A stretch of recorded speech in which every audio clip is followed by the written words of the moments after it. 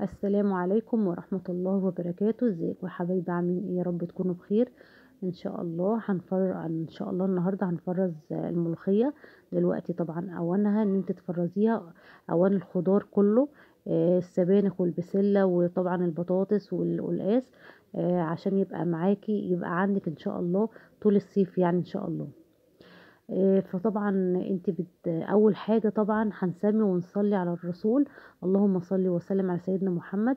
بسم الله الرحمن الرحيم. اول حاجة معايا طبعا 3 ربط من السبانخ لازم تنقيها طبعا خضرة، وتكون صغيرة، ما تكونش كبيرة في السن يعني ما تكونش شيخة، على علشان خاطر تبقى معاكي طازة كده، وتبقى كمان يعني حلوة في التخزين. طبعًا أنا باقطّع السبانخ تقطيعة صغيّرة خالص، وبعد كده باغسلها كويس أوي، غسيل جيد طبعًا، مرّة و2 و3 و5 و6 ويعني كتير، باغسلها كتير، بحيث إني أنا ما باعدّش، أنا باغسل كتير لغاية لمّا باحس إن المَيّة عندي يعني شفافة نضيفة، يعني أشرب منها. خلاص أتأكد بقى إن خلاص أنا كده إن السبانخ نضفت من كل الأتربة اللي عليها ومن الطينة وكده، فخلاص أنا كده باخدها بقى، وبعد كده باصفّيها يعني في مصفى. وطبعًا طريقة التخزين بتاعها، التفريز طبعًا، أنا ما باسلقهاش في مَيّة، يعني زي طريقة الملوخية. أنا كنت يعني مفرّزة معاكم الملوخية، كنت يعني إيه، يعني سلقاها في المَيّة، يعني باسلقها يعني مسافة مثلًا دقيقة كنت باطلّعها. أمّا السبانخ طبعًا تختلف، لإن السبانخ فيها مادة يعني الفيتامين اللي فيها حديد. فطبعًا الحديد دوّة ال المادة اللي أنتِ بتنزّليها في المَيّة، أنتِ كده ما بتستفيديش، يعني جسمِك ما بيستفادش بالفيتامين مادة الحديد اللي في السبانخ. فلمّا أنتِ بتسلقيها كده أنتِ ما بتستفيديش.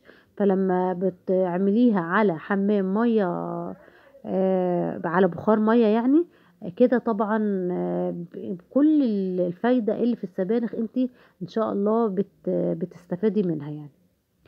فأنا باحطها طبعًا في مصفى، وباحطها تحت حلة، نُص حلة مَيّة، باحط المَيّة طبعًا فيها خَل، وباسوّيها على البخار المَيّة في المصفى.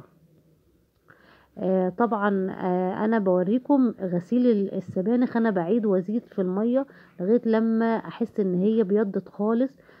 يعني بُصّي اغسلي فيها كتير، اغسلي، يعني علشان خاطر تتأكدي إن هي نضفت بقى من الطينة اللي فيها، وبيبقى فيها يعني برضه تراب وكده، ومش ما بتبقاش يعني نضيفة، بالذات يعني السبانخ.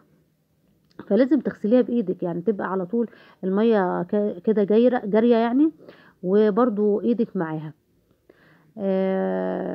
طبعًا زي ما قُلت لكم أنا باحط في المَيّة اللي أنا باحطها على البوتاجاز شوية خَل عشان الحلة ما تسودش، وبعد كده باحطها في المصفى طبعًا وباغطّيها، و وطبعًا البوتاجاز بيبقى عالي عادي، لغاية لمّا السبانخ بتاعتي تدبل خالص. بعد ما تدبل أتأكد إن هي دبلت يعني وخلاص بقى، خلاص هاطفّي عليها، باحط لها بقى إيه، معلقة سُكّر. معلقة السُكّر ديّة بتخلّي الخضار عندِك طازة كده ولمدة أطول يعني، حتى لو أمّا تشيليه في الفريزر ما يحصلوش حاجة، هي يعني مادة مادة حفظ يعني. بتبقى يعني جميلة، أنا باجرّبها كده، جرّبتها يعني لقيتها كده يعني كويسة في الخضار يعني. طبعًا باحط معلقة السكر وباقلّبها في السبانخ تقليبتين، وبعد كده إيه، باطفّي عليها، وبعد كده طبعًا باسيبها تبرد خالص، وأكيّسها بقى في أكياس، في علب، في أي حاجة عندِك، وبعد كده تطلّعي منها الهوا وتشيليها في الفريزر، تقعد معاكِ طول الصيف إن شاء الله. طبعًا طريقة سهلة وسريعة، وما بتاخدش معاكِ أي وقت، وطبعًا ولا مجهود. وفي نفس الوقت انت بتستفيدي بمادة الحديد اللي في السبانخ.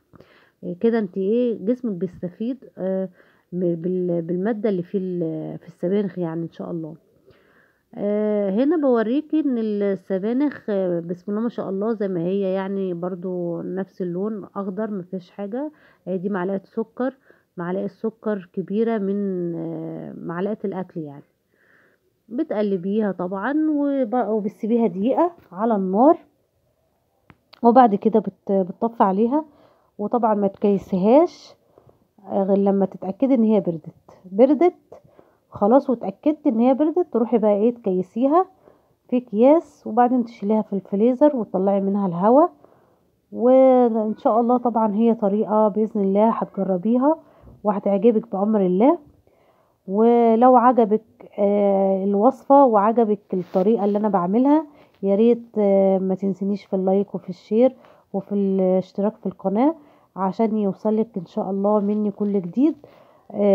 وطبعا كومنت كده تشجيعي علشان خاطر برضو يعني ايه يعني كومنت لو عجبك الوصفة تقولي لي، مع لو انت مثلا عندك طريقة تانية انت بتعمليها بيها يعني، يا ريت برضو تقولي لي برضو انا استفيد منك وانت تستفيدي مني، ويبقى جزاك الله خير.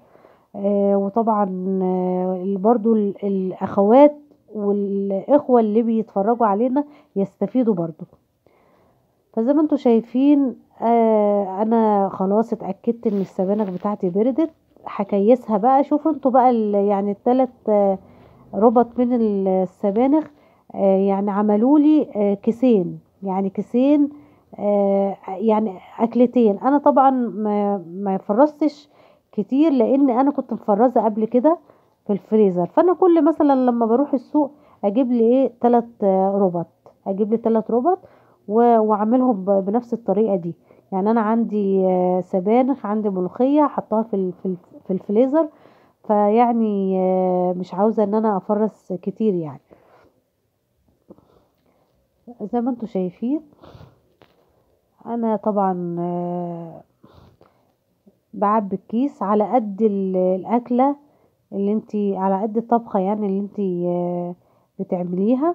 انا يعني ايه بملى الكيس وبطلع منه الهواء، اتاكد ان الهواء طلع يعني. بفرد السبانخ كويس قوي زي ما انت شايفه، وبعدين بطبقها علشان خاطر ما تاخدليش مساحه كبيره يعني في الفريزر. مش بحطها كده وخلاص، لا انا كده لازم تبططيها علشان خاطر ما تاخدلكيش حيز كبير يعني في الفريزر زي ما انت شايفه. خلاص كده الهواء طلع منها. هعمل بقى الكيس التاني وهيبقى فيه يعني زي نص كيس كمان، يعني عملت لي زي كيسين ونص، كيسين ونص بس. طبعا انا مش محتاجه ان انا كتير يعني، مش محتاجه اخزن كتير لان انا عندي في الفريزر يعني. فكل مادة كده انا بشيل شويه، كل مادة بشيل شويه. سبانخ بسله ان شاء الله نعمله مع بعض البسله، نعمله مع بعض البطاطس ان شاء الله يعني باذن الله.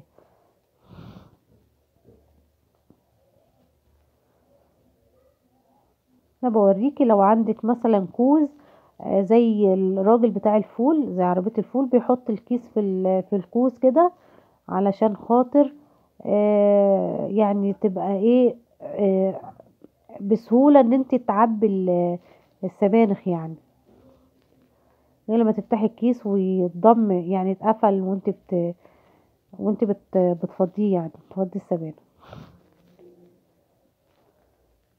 زي ما انت شايفة. بفرد الكيس تاني عشان هو لقيت فيه مساحة يعني تانية. والشوية اللي في المصفى دول عملوا لي نص كيس، يعني عملوا معايا طبختين ونص، يعني طبختين وشوية. ممكن اطلع نص الكيس لو مثلا جالي ضيف ولا حاجة، وعامل يعني كيس ونص يعني. زي ما انت شايفة بطلع الهواء منه.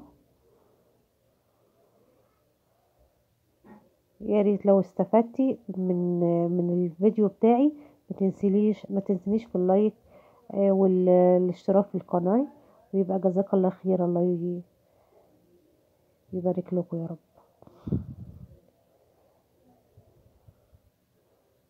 كان معاكم خلاص كده يعني.